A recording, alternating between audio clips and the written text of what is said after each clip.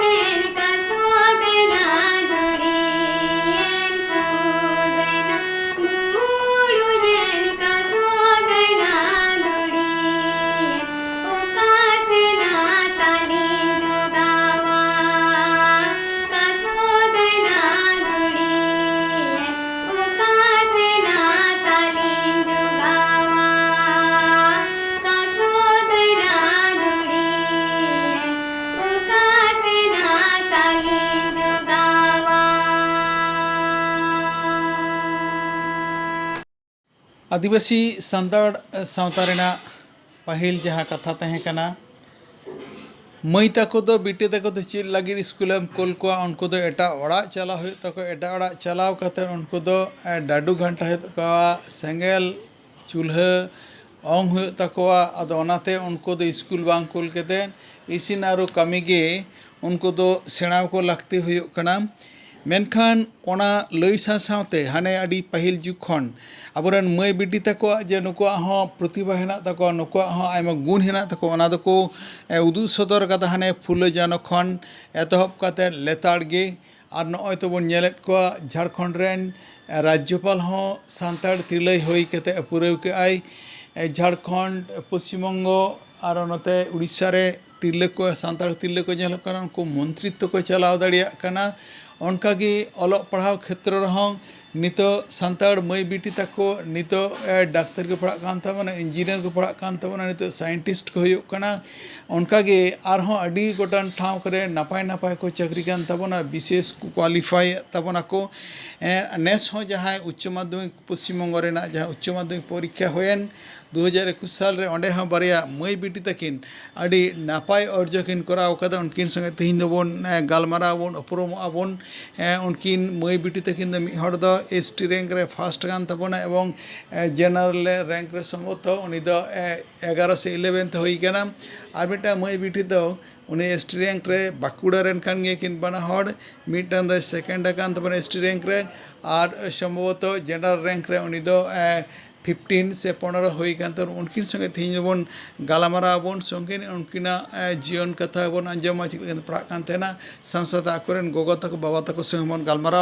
देला एनखान उनकिन संगे बन उपरम गद लेनगे मई आमा ᱧᱩᱛᱩᱢ ᱫᱚ ᱪᱮᱫ? जोहार इन्हें ᱧᱩᱛᱩᱢ ᱫᱚ ᱦᱩᱭᱩᱜ ᱠᱟᱱᱟ অনুপ্রেরণা মাঝি आम गोगो बाबा ᱧᱩᱛᱩᱢ ᱫᱚ ᱪᱮᱫ? ᱤᱧ ᱜᱚᱜᱚᱣᱟᱜ ᱧᱩᱛᱩᱢ ᱫᱚ ᱦᱩᱭᱩᱜ ᱠᱟᱱᱟ गौरी माझी और बाबाᱣᱟᱜ ᱧᱩᱛᱩᱢ ᱫᱚ ᱦᱩᱭᱩᱜ ᱠᱟᱱᱟ दासुमती माझी आपे दो तीन भया आपे ᱤᱧ ᱫᱚᱧ ᱮᱥᱠᱟᱨ ᱜᱮᱭᱟ आम गोगो बाबा दो चेद किन चिकैया ᱤᱧ ᱵᱟᱵᱟ ᱫᱚ हाई स्कूल ᱨᱮᱱ ᱢᱟᱪᱮᱫ ᱜᱚᱢᱠᱮ ᱠᱟᱱᱟᱭ तार संगे অনলিয়া আর তালওয়ারি পাথাম রেন সাপড়াᱣᱤᱡ ᱠᱟᱱᱟᱭ और इन गोगो दो एमनी ते दो हाउस वाइफ तार साथे आकाशवाणी कोलकाता रेन रेडियो आर्टिस्ट कनाय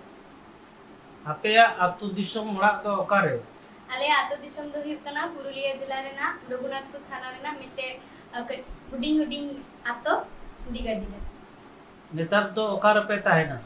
नेता दो बाकुड़ा जिला रेना बिशुपुर लकना आम दो माध्यमिक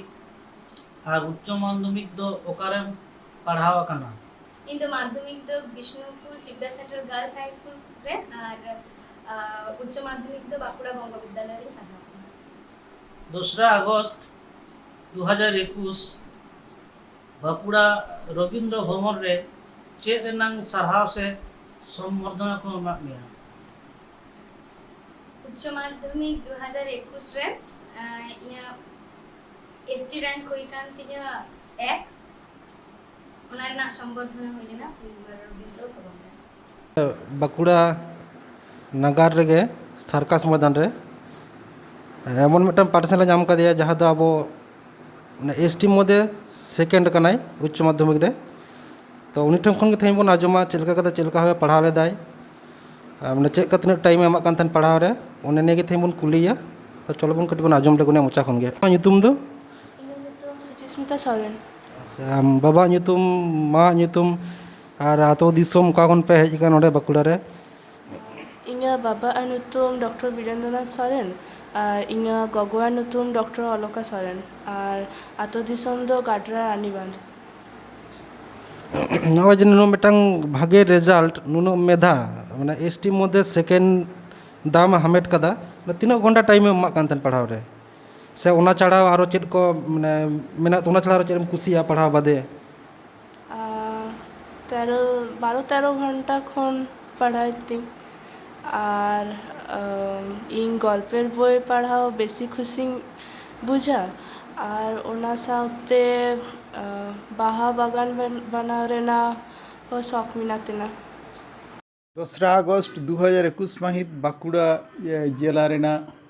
बाकुड़ा रविंद्र भवन हॉल रे नौकान गाखुड़ान से लासेर हातांग मई बाबू ताको बिटी ताको को संबर्धना से सराव को एमाद कोआ ओना आखड़ा रेगे सेटर किन तहे कना मई अनुप्रेरणा माझी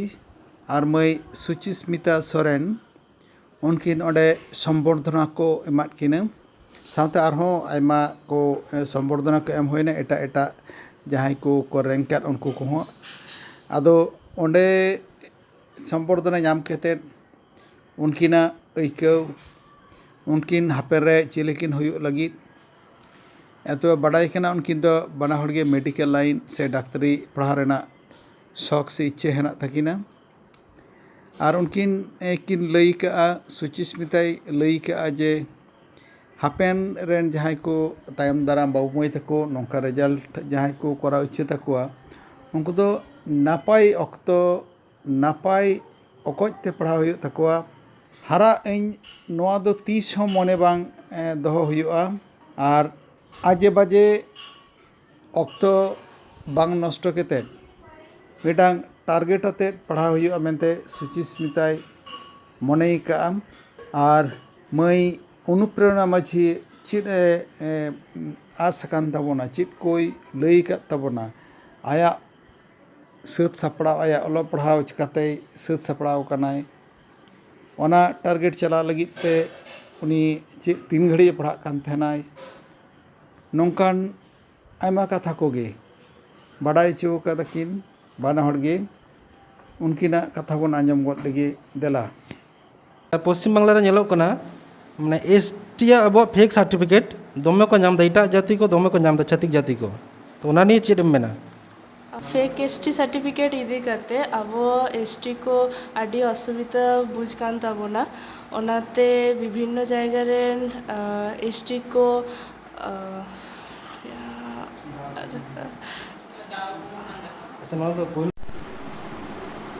संबर्धना रे चेक को एमाक गया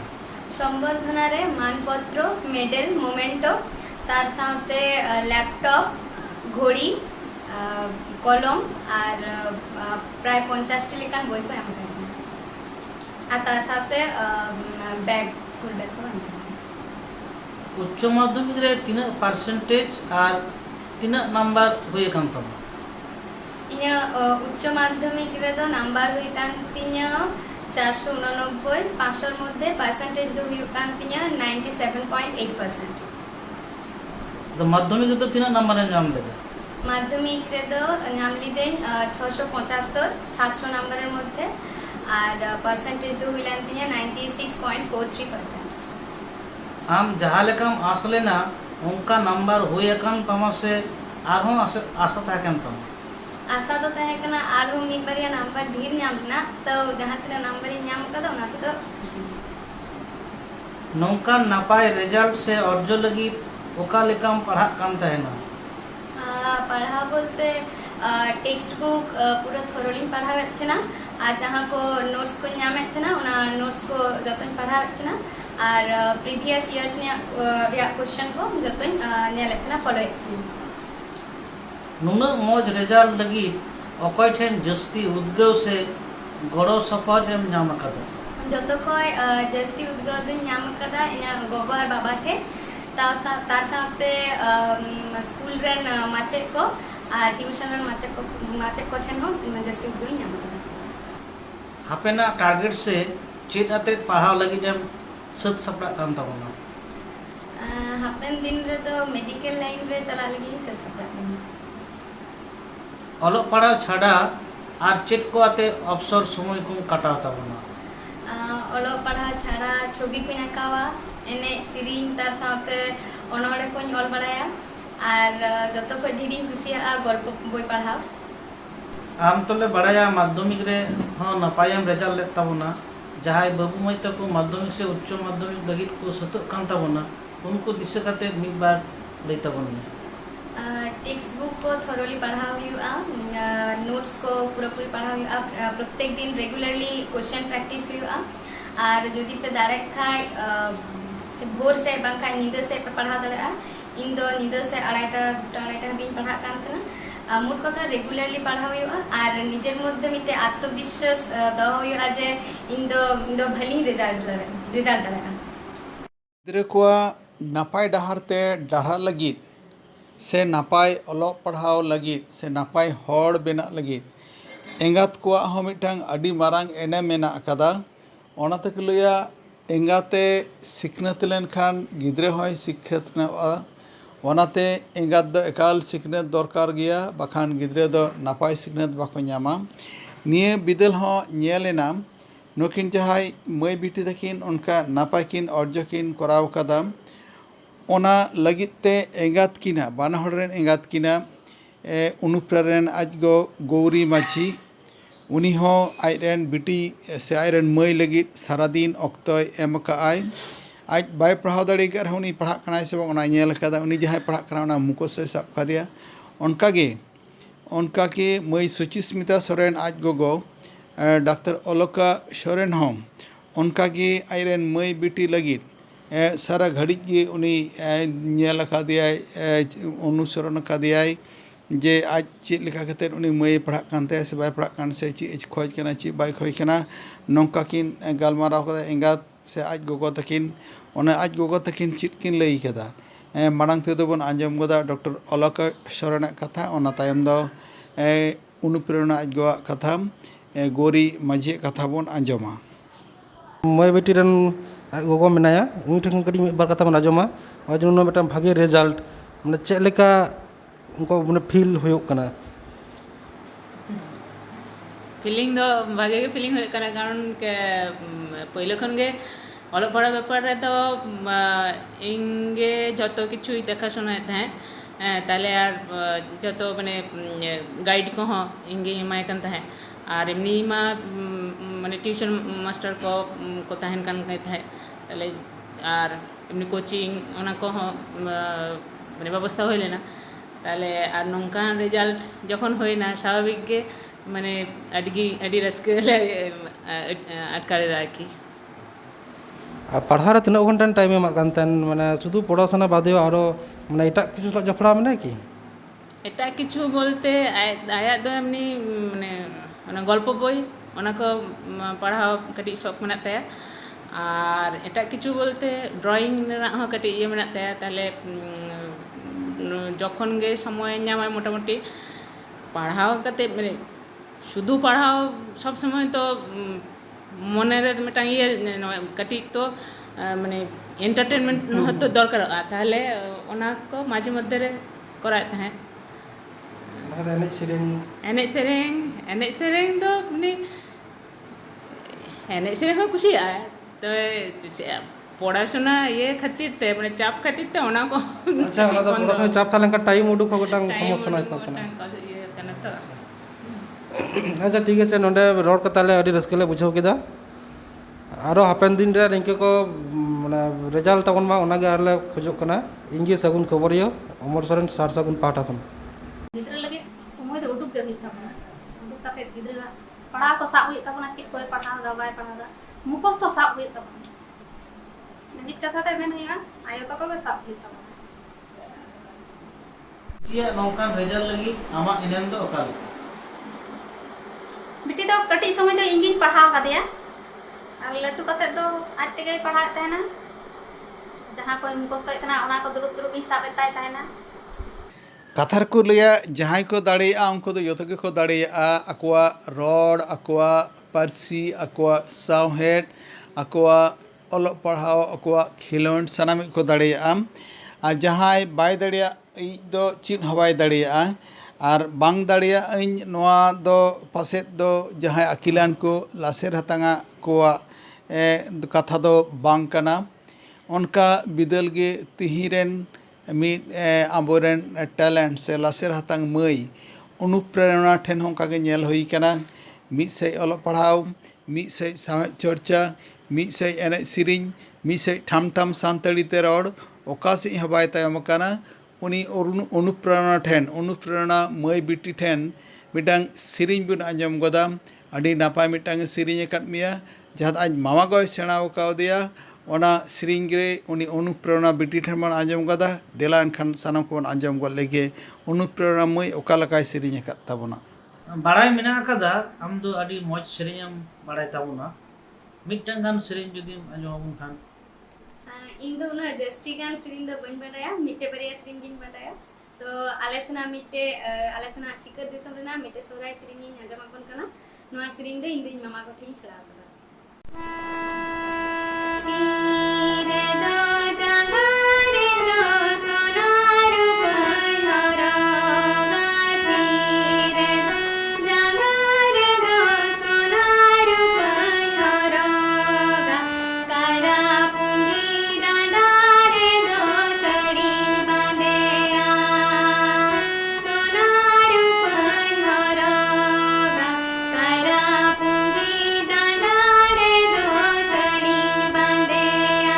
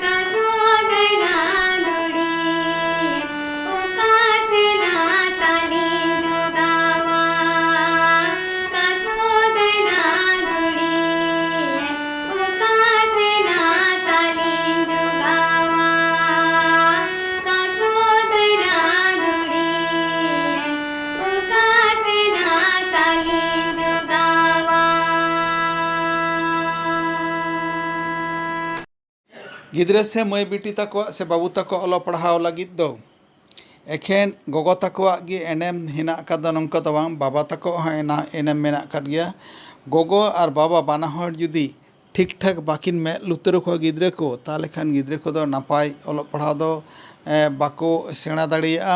ओना दा एकाल सारी कथा कना शुधु गोगो बाबा हबा उनका गे बया तको काका तको माचेद को और टोला पाड़ा सानाम को नापाय परिवेश को नाम लेरे उनको दो नापाय डहार तको डहाव दाड़िया नापाय ते अलो पढ़ाव को सेना दाड़िया नापाय हड़ को बेना नवा बिदल रहो नेल काना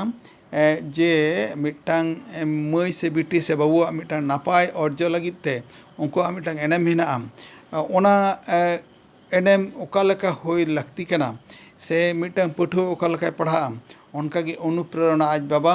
अड़ी मानतान दशरथी माझी चीज लई कदा ओना गबन आंजम गद लगी गमके आमरन बिटी उच्च माध्यमिक रे नुना नापाय रिजल्ट का दो ओनारे आमा ऐको ओकालका जोहर इंगी दाशरथी माझी बिटी अनुप्रेरणा माझी रेन आपात आदो बिटी नोंकाय रिजल्ट कदा माध्यमिक रहो 97% उच्च माध्यमिक रहो 98% नवा रिजल्ट जन कते दो अडिगी रिस्को कना जतो इंगा तपात गी गिद्रवा सक्सेस को नेलके को रिस्को जोंगा रिस्को को इंगा ओका गी नवा रिजल्ट रेन रिस्को कन गया पठुआ बाबू मई तको दिशा से और आपोरन गार्जियन से बाबा तको मित बार लेते ना पठुआ बाबू मई तको दो नवा गिन ले कोआ से नवा गे दिसो दिसी निमा कोआ जे ओलो पढ़ा दो मिटम साधना कना न दो रेगुलर पढ़ा होइबा मिटम टारगेट दो कते पढ़ा होइबा पढ़ा रे दो फाकी बजी दो बांग चलुआ पढ़ा होइबा पढ़ा बुझ होइबा ऑल होइबा एवं ओना जहाँ को सब्जेक्ट ना जहाँ को टॉपिक में ना भारी करते बुझ लिखान एवं ओना ऑल रे दाड़ी जामुआ ऑल रे सहज हुआ एवं मिटन टारगेट दो जो नोका भाली रिजल्ट भाली रिजल्ट हुई उनका मने करते पठो बाबू मई तको लहा चला तको और गार्जियन को दो नवागिन मिता को जे एखेन गिद्रे स्कूल में भर्ती कर दिया ट्यूशन को मा दिया ओंडे दो मुचाद दो बांग उनी गिद्रे नेले हुआ चिलकाय पढ़ा कना बाय पढ़ा कना उनिया पढ़ाव रे सुविधा असुविधा चिक को हुयु कन तया ओना कुली हुआ उन साथे थुती रोपण हुआ आरो ओका लेकाय पढ़ाव लेकान भाली रिजल्ट ओना को नियते उनी गिद्रे साथे हो गाती लेका दुरुब पंते हुआ रड़ रोपण हुआ और उनी बार बार उत्साह एम हुआ जाटे जुदी बाय बुझ दाड़िया कान ओंकाना टीचर को साथे गाती हुआ टीचर को नामाय हुआ और उना आया जहाँ पढ़ाव उना लहा से लहा इदी हुआ गार्जियन को दो जेमन गिद्रे को दो आलो बन एगेर कुमा उनको जाते आरो भाली को रिजल्ट दाड़ियामा उना सेगी उत्साह एमा को हुआ एवं ओंका आते लहा सेन इदी को हुआ दिसे दोहय माबुन जे जतक्षण आबो जाति सावता रे जे अलग पढ़ावते बाबुन किसड़ो विद्या बुद्धिते बाबुन आघाड़ो ततदिन दो आबो इटा को साथे दो बाबुन मुकाबिला दाड़िया नितो दो ना लक्ति कना जे अलग पढ़ाव मिटन जाति सावता तोराव रेनान हुइले जहा धाप कना ओना दो कना अलग पढ़ाव बेकर दो बांग हुइबा तो अलग पढ़ाव से आबुरेन बाबू मई तको जाते बुन उत्साह बुन एम दाड़ेव को आबो गार्जियन को ओना से नजर एम हुइ ताबोना और मुचाद दिन लेया जे सरसागुन टीवी नौकाना मिटन बिटिया नवा इंटरव्यू हताव केदा आले को हो इंटरव्यू हताव केदा नोते अडी साराव इन चलाय कना जिन नेकन नेला कदा जे आबो सावता रे जाय को सिरिंग दुरंदा जाय को एनेज जम कना जाय को सुसरिया कना को जाय को अमली कना को उनको दो को साराव को ताबना मेनखान जाय नौकाना पढ़ाव करे भाले को रिजल्ट दा उनका तो किंतु विभिन्न संस्था को किंतु अब जहाँ संस्था संताड़ी संस्था को मेना आदिवासी संस्था को मेना को तो किंतु नुको अलग पढ़ाव गिद्रो दो बांग को सराव कोता बोना बांग को प्रसार तक को कथा जे दिसमटे बिटम सदर हुआ जे आबो आदिवासी हम दाड़िया भाली बन रिजल्ट दाड़िया नवा कथा हो नोआ उद्गव रना कथा हो सदर हुई तबना नोआ मेरेना जहाँ मिटांग सुजोग के आम कर दिया सारसागुन टीवी उनाते आले पाटा कौन आले माझी फैमिली पाटा कौन सारसागुन टीवी आयमा आयमा साहाव और जोहार ले चलाए जोहार कुकुली रपड़ दो नोने के मुझे ना नीत हमिते सारसागुन टीवी चैनल बांगबन सब्सक्राइब का खान लगन सब्सक्राइब ताबन बे लाइक कमेंट ताबन बे और शेयर ताबन बे सानम को बुगिड़े बोलता है को सनम को गैर में था सागुन जोहार।